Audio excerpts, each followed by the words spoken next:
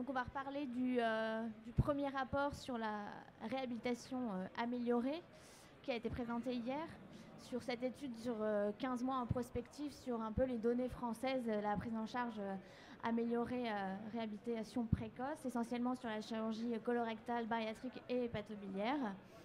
On se rend compte qu'en France, de plus en plus de centres mettent en place cette réhabilitation précoce qui est soutenue par plusieurs groupes tels que le groupe GRACE qui aide à la mise en place de ce protocole qui permet un meilleur suivi des patients et des patients qui vont mieux plus précocement en préopératoire. C'est un système qui se met en place dès la consultation préopératoire avec le patient et toute une équipe, à la fois anesthésique, infirmière, paramédicale et administration. On a mis, j'avais l'impression que vous insistiez effectivement sur la relation entre médecin, anesthésiste, et c'est vraiment l'équipe et le patient qui est acteur de cette réhabilitation. Que tous les points positifs d'une réhabilitation améliorée ont déjà été montrés dans la littérature et qu'il restait à le mettre en place en France avec certains critères de cette réhabilitation qui sont facilement mis en place et d'autres qui sont un peu plus difficiles à mettre en place et les mentalités doivent changer sur certaines choses.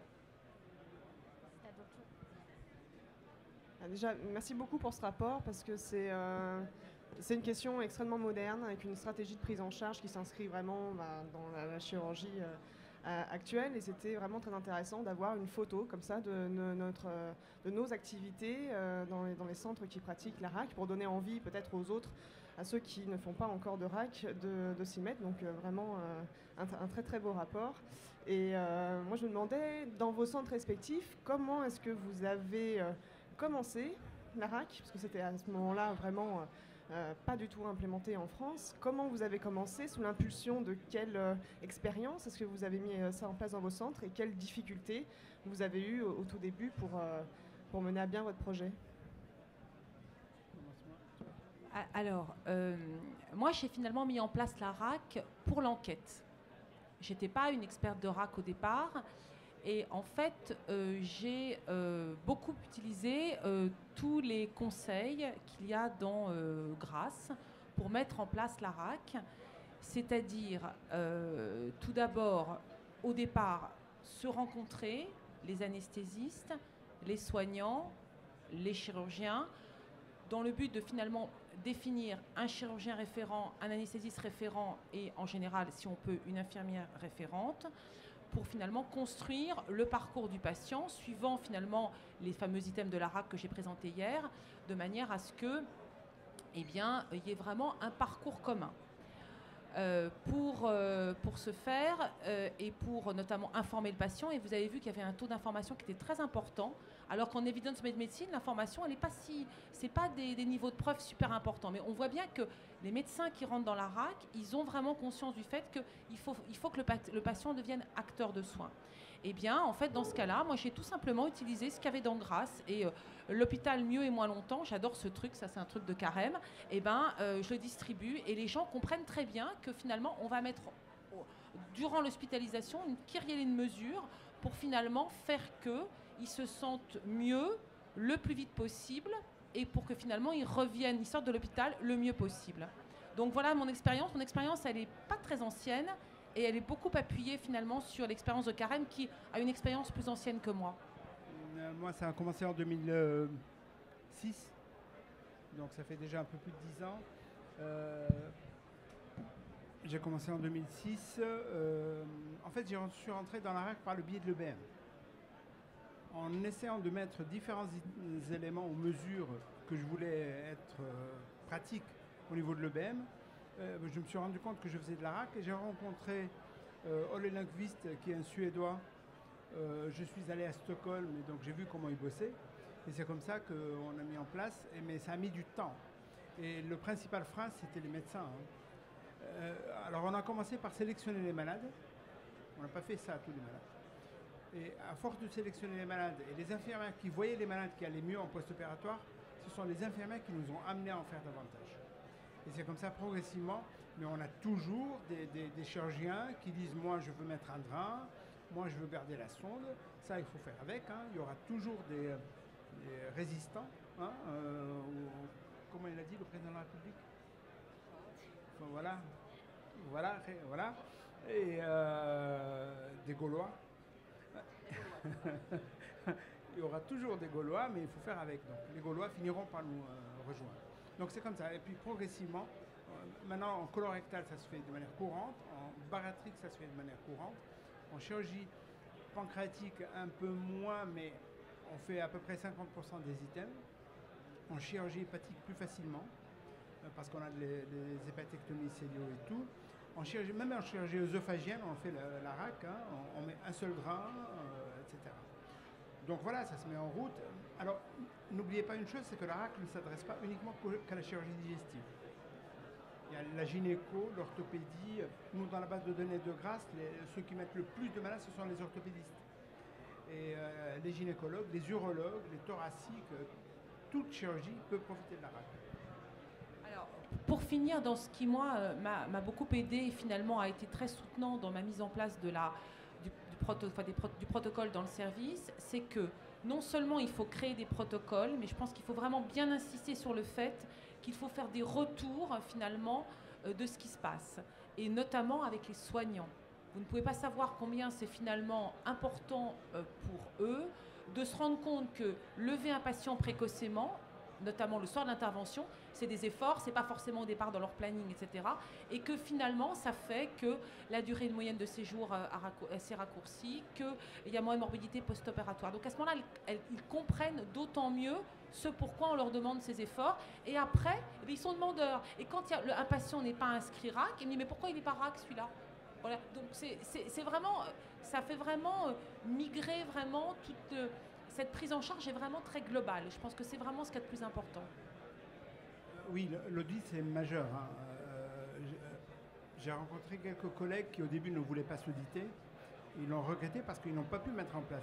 Et l'audit nous permet d'avoir un retour d'expérience et ça permet de motiver tout le monde. Et l'audit, on peut l'avoir même pour 10 malades. Rien que les 10 premiers malades, on voit la différence. Donc on fait l'audit, c'est gratuit au niveau de Grasse, hein, on n'a pas besoin de payer pour ça, contrairement à Eras. Et cet audit permet d'avoir des réunions, et à chaque réunion on voit ce qui vient, ce qui va et ce qui ne va pas. Et ainsi ça motive tout le monde. Et vous faisiez un parallèle entre l'ambulatoire et la RAC. Oui. Et effectivement, on se demande si parfois des patients qu'on opère d'habitude en ambulatoire, on parlait tout à l'heure de la hernie des vésicules, où finalement des fois ils sont moins bien préparés RAC que les RAC pour des chirurgies plus lourdes. Donc on a des vésicules, comme on le disait, qui sont à jeun depuis des heures, chez qui on va parfois laisser des drains. Est-ce qu'il n'y a pas des choses applicables aussi De toute manière, on doit appliquer un schéma clinique, un protocole de soins, selon le concept de la RAC, quelle que soit la pathologie. Il faut l'adapter à la pathologie, et on le voit très bien, la chirurgie bariatrique. La chirurgie bariatrique, quand on fait de la RAC en chirurgie bariatrique, on peut les faire en ambulatoire. Et donc on n'a plus cette différence entre ambulatoire, pas tous évidemment, hein, quand on a un IMC à 60 et tout, c'est difficile. Mais quand on applique en ambulatoire, c'est la même chose. Hein. Ce sont des items pré, per et post-opératoires qui sont plus simples, et le critère, c'est la sortie à J0. Mais même en ambulatoire, le malade, s'il ne peut pas sortir, une vésicule qui ne peut pas sortir à J0, ce n'est pas grave, on la sort à J1. Il n'y a pas de drame. D'accord ? Donc il n'y a pas cette... Si on ne fait pas de... ou on fait de l'ambulatoire, ou on fait de la RAC, ou on fait... C'est-à-dire qu'il y a une fluidité dans les circuits. Alors en fait, moi je pense que ce qui diffère entre l'ambulatoire et la RAC, on va dire en hospitalisation traditionnelle, qui finalement est assez courte, c'est finalement le type d'acte. C'est finalement juste ça. Et puis, parce que tout ce qui est post-hospitalisation, l'organisation normalement est la même, qu'on soit en RAC ou en ambulatoire.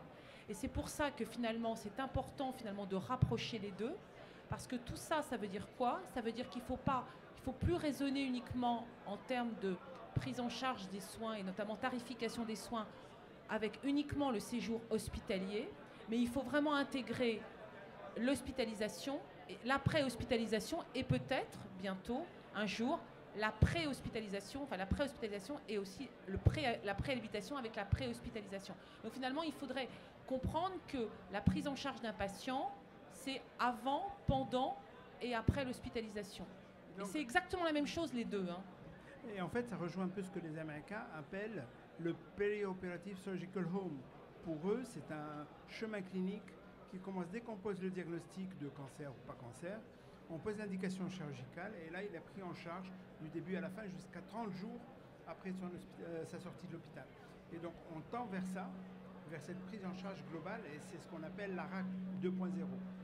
Justement, moi, j'avais une question. Pour avoir des nouvelles des patients dans le post-opératoire quelques jours qui suivent l'intervention, qu'est-ce que vous avez mis en place dans vos centres respectifs? Il existe plusieurs choses, des systèmes de SMS, des consultations d'internes, des consultations d'infirmières.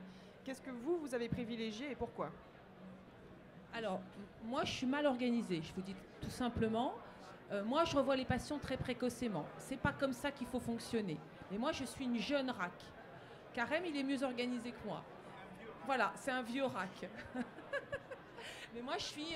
en fait, je les reconvoque très vite. En fait, je les fais sortir et 4-5 jours plus tard, alors bien sûr, je leur donne des tas de consignes. Ils ont des numéros auxquels il faut joindre en cas de problème et je détaille bien ce qui peut se passer. Mais c'est vrai que je n'ai pas encore mis en place à Curie le système de SMS qui est maintenant bien organisé. Mais c'est une vraie organisation, ce n'est pas des SMS comme ça. Mais ça, Karim, il va vous en parler mieux que moi, il connaît mieux. Il faut s'adapter aux moyens locaux. Hein. Le rôle de l'infirmière libérale est essentiel. Maintenant, les SMS, nous avons une expérience des SMS, ça coûte 20 centimes par malade, c'est pas cher. Et alors, on pose 4 questions. Et le malade répond aux 4 questions. Généralement, ils répondent plus facilement aux SMS qu'aux appels téléphoniques. Ils peuvent ne pas entendre, ils peuvent être sous la douche, etc. Alors que les SMS, ils peuvent répondre plus facilement. Voilà. Donc, on lui pose 4 questions sur la douleur, sur la phlébite, sur le transit, etc. Et il répond, et nous fixons des règles. C'est-à-dire, je prends l'exemple de la température. S'il répond 37,4 ou moins, rien ne se passe. S'il répond au-dessus de 37,4, on a une alerte par email. À ce moment-là, on le rappelle. Donc ça, c'est le principe de SMS qui a été fait par Calmedica et d'autres. Maintenant, il y a l'autre système, le système application, et il y a au moins une centaine d'applis. Donc je pense que dans le temps, ça va se calmer. Et moi, je préfère les applis où il y a une interface infirmière. C'est-à-dire, le malade remplit les données de l'appli, et tout cela tombe dans le bureau d'une infirmière qui fait le tri, qui le rappelle et qui fait le point sur son état de santé. Ou bien il a oublié de prendre son Doliprane, souvent c'est ça. Hein. Il oublie de prendre son Doliprane, il a mal. Est-ce que vous avez de la fièvre et tout? Donc l'infirmière peut trier les malades, graves ou pas graves. Et ça c'est très important plutôt que de faire confiance à un algorithme qui est fait par Google ou par n'importe qui. La partie infirmière entre l'équipe soignante et le malade est essentielle. Et il y a Maëla, par exemple, qui fait ça.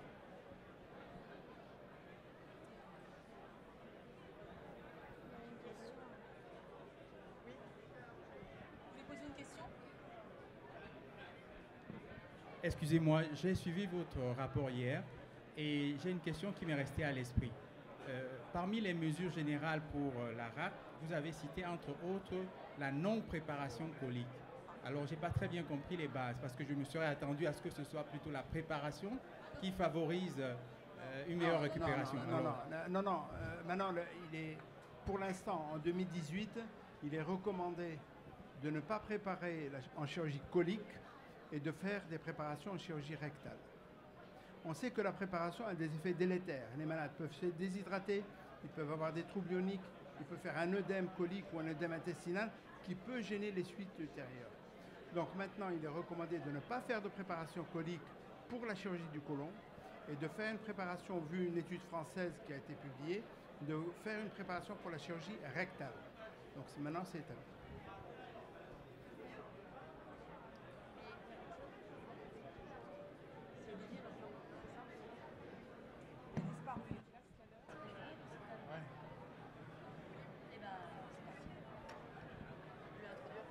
Non. Si, je suis venu avec un plus jeune pour parler du rapport parce que c'est un travail d'équipe avec 3 autres personnes. C'est pas qu'Éric Vibert et moi, c'est 3 jeunes qui ont créé les databases, fait l'analyse de données. Donc ça me paraît logique qu'on soit ensemble.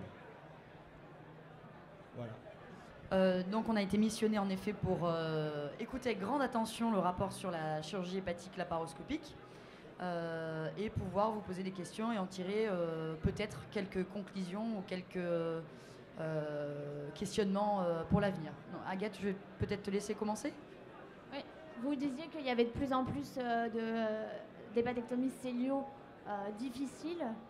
Essentiellement, surtout d'après vous, sur la courbe d'apprentissage, où il y a un vrai changement de matériel et l'amélioration des optiques, la 3D qui a permis un accès, peut-être l'imagerie aussi plus performante, qui a permis l'accès à ces tumeurs initialement qu'on mettait de suite en laparotomie.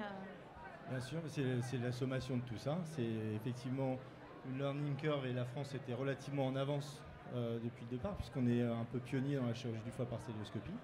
Donc c'est une longue histoire déjà chirurgicale, et puis ensuite l'évolution du matériel, la vision en 3D, des optiques nouveaux, meilleures optiques, et puis des instruments plus performants, et qui nous permet d'aborder les segments dits difficiles. Donc ces segments difficiles, c'est les segments postérieurs et supérieurs du foie, ou les hépatectomies majeures. Et puis évidemment l'imagerie a fait tellement de progrès que maintenant les rapports des tumeurs par rapport au vaisseau sont bien identifiés et on sait les malades les plus à risque ou les moins à risque. Et il y a aussi une chose qui a été soulevée à l'IHPBA il n'y a pas très longtemps, là, c'était la semaine dernière, c'est que l'accès à la formation à la chirurgie hépatique laparoscopique n'est plus du tout le même qu'avant. Comme il disait, pour voir une hépatectomie cellio il y a 5 ans ou 10 ans, il fallait rester tout un congrès, on en voyait une. Maintenant, on a accès à des vidéos, YouTube, des fellowships. Il y a même des papiers qui sont sortis disant que le fellowship réduit drastiquement la courbe d'apprentissage. Donc il y a plein de choses comme ça qui sont intéressantes et qui fait qu'effectivement on a accès plus rapidement à des hépatectomies plus complexes et on développe ça de plus en plus. Moi j'avais une question parce que je ne savais pas qu'il y avait des scores de complexité pour la chirurgie hépatique.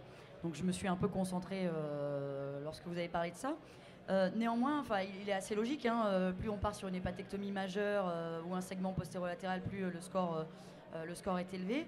Est-ce qu'en pratique, quand vous organisez votre bloc ou quand vous êtes en paire opératoire, est-ce que ce score et son chiffre vous change quelque chose? C'est-à-dire que est-ce que vous allez plus prévenir le malade et plus insister sur le taux de conversion? Est-ce que vous allez plus vous méfier et moins vous acharner à poursuivre en célioscopie parce que vous savez que vous faites une chirurgie majeure et donc un score de complexité élevé? Voilà, ça c'était un peu ma question. C'est une très bonne question parce qu'en fait, à quoi sert le score? Le score, il sert juste à parler de la même chose dans les papiers, en fait, ni plus ni moins. Le reste, c'est du bon sens.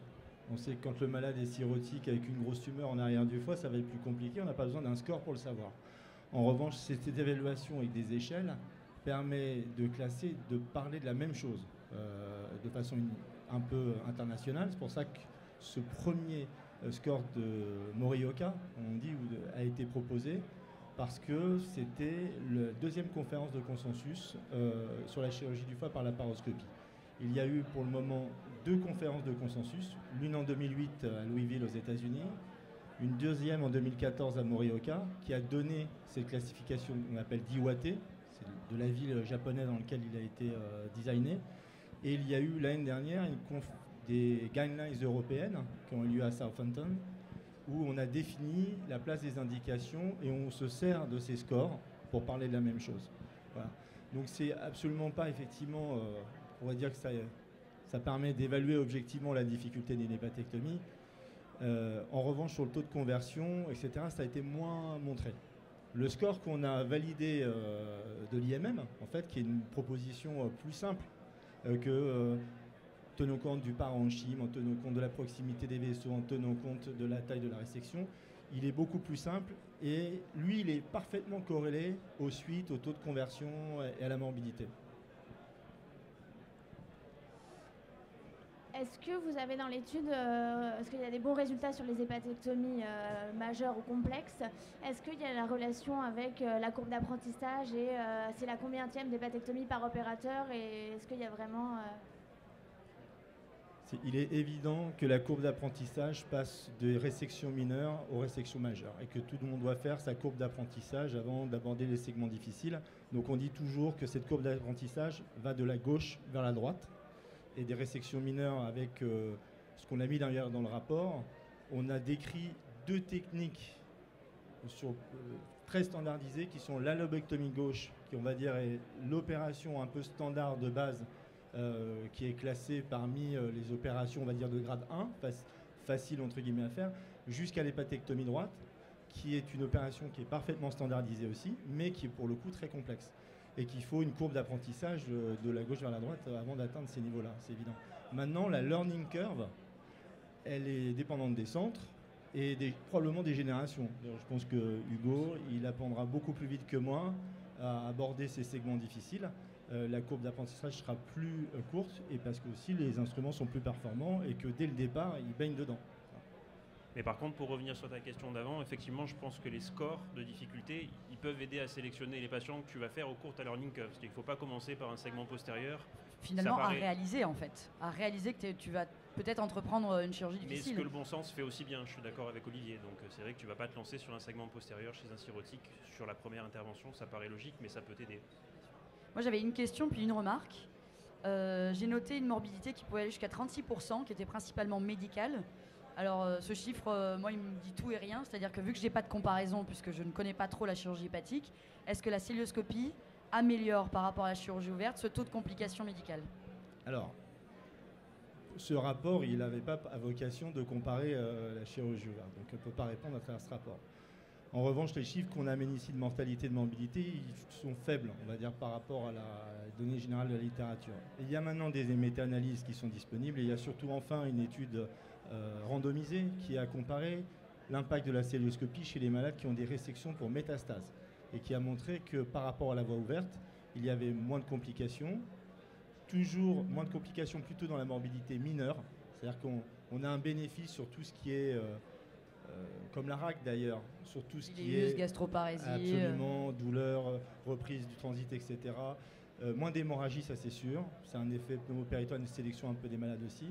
Et meilleure réhabilitation, meilleure qualité de vie derrière, parce qu'il y a une étude qui est ancillaire, qui a été publiée juste derrière, qui a évalué la qualité de vie après la célioscopie, qui montre un avantage clair. Donc il y a un avantage maintenant qui est de plus en plus montré dans des méta-analyses internationales, dans des études de registre, dans une étude randomisée. Actuellement en France, il y a 2 études randomisées qui vont démarrer pour les hépatectomies majeures et pour les hépatectomies pour carcinome hépatocellulaire, qui vont comparer les 2 voies d'abord. Donc on espère démontrer aussi l'impact positif. Et l'année dernière, notre équipe avait montré aussi que sur le plan oncologique, l'avantage potentiel écologique, c'est que les malades qui, comparativement à ceux qui ont une voie ouverte, reprennent plus rapidement la chimiothérapie. Vous m'avez volé ma dernière remarque. D'accord. C'est exactement ce que j'allais dire. Ah bah super, tant mieux. Voilà. Qui reprenaient plus rapidement la chimiothérapie parce qu'ils avaient une réhabilitation à complications égales. C'est ça qu'il faut préciser. Donc il y a une réhabilitation améliorée qui permet de reprendre les traitements plus précocement. Ah, mais sur tout organe, en fait, on se rend compte que d'un point de vue oncologique, si on reprend plus vite son traitement, du coup, le mini-invasif, au-delà d'être bénéfique pour tout ce qui est à court terme, est extrêmement important à long terme. Donc, et si je peux juste faut donner tout s'y mettre. deux petites nuances, il y a 2 choses. Il y a le taux de conversion qui est important aussi. On sait que la conversion, quand elle arrive, elle aggrave les suites post-opératoires. Donc quand il y a une conversion, les suites post-opératoires sont plus compliquées. Et il faut savoir que la seule étude randomisée qui pour l'instant a montré un bénéfice de la cellio, c'est une équipe qui avait fait plus de 400 résections hépatiques cellio avant de commencer l'étude et qui avait un faible nombre de méta quand même. C'était une méta que des résections mineures. Donc... Est-ce que cette résection, comme on a montré parfois sur le rectum, est-ce que le délai de conversion est important? Parce que si on convertit rapidement parce qu'on s'est vite rendu compte que c'était difficile, c'est pas pareil que de convertir au moment d'une catastrophe. Absolument. Alors, sur notre première expérience personnelle, on avait montré que sur les 100 premières, il fallait pas attendre pour convertir lorsqu'on avait des critères de conversion qui étaient atteints.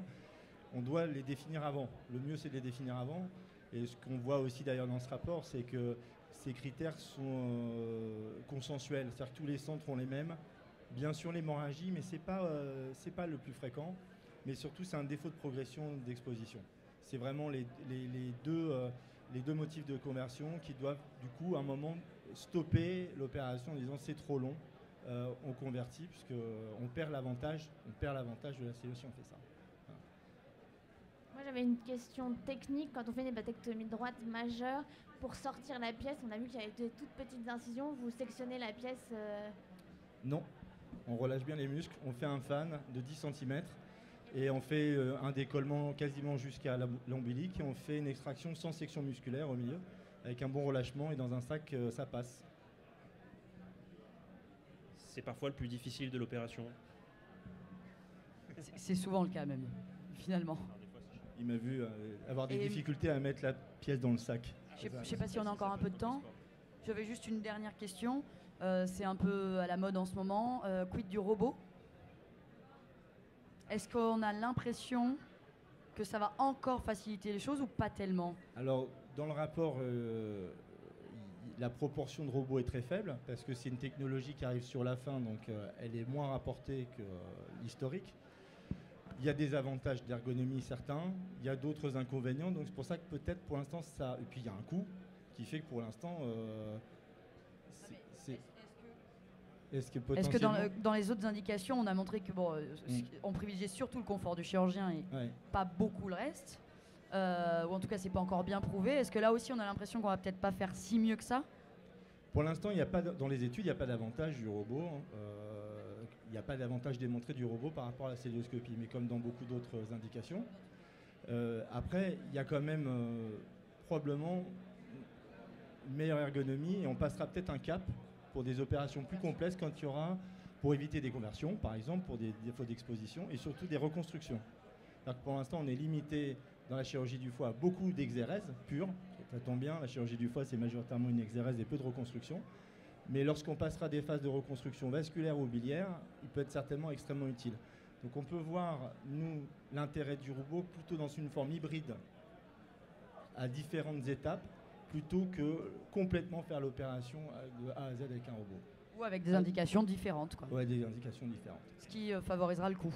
Absolument. Mais pour l'instant, il n'y a pas de CUSA robot. Et je pense que quand même 95% des chirurgiens hépatobiliaires utilisent un CUSA pour la transection hépatique. Et tous les gens qui font du robot disent que globalement, il faut être soit deux chirurgiens, soit un chirurgien et un aide opératoire franchement rodé à la technique. Ce qui n'est pas forcément le cas quand on est en CHU, on ne sait pas forcément qui on va avoir avec nous. Donc pour l'instant, la transposition à ce niveau-là, je pense qu'elle peut être un petit peu dangereuse, contrairement à la cellio où on est sur le malade, sur le... Il faut bien comprendre que la seule angoisse vraie du chirurgien hépatobiliaire en cellio comme par voie ouverte, c'est l'hémorragie, et que c'est une des rares opérations où on peut perdre un malade sur table pour hémorragie. Donc c'est l'obsession de pouvoir faire face à un saignement. Donc c'est veut dire l'accessibilité à une conversion rapide, mais aussi la nécessité de contrôler le saignement avant la conversion, ce qui est quelque chose qu'on a appris avec le temps. Et c'est donc maintenant on développe plusieurs techniques et on est de plus en plus didactique sur la manière de contrôler les hémorragies, mais il faut être capable aussi de convertir rapidement. L'encombrement pour l'instant du robot pose problème conceptuellement aux chirurgiens, même si le contrôle de l'hémorragie pourrait être peut-être plus simple avec le robot que par la célioscopie. Agathe, d'autres questions? C'est bon. Non, bah ça sera tout alors, merci beaucoup. Merci.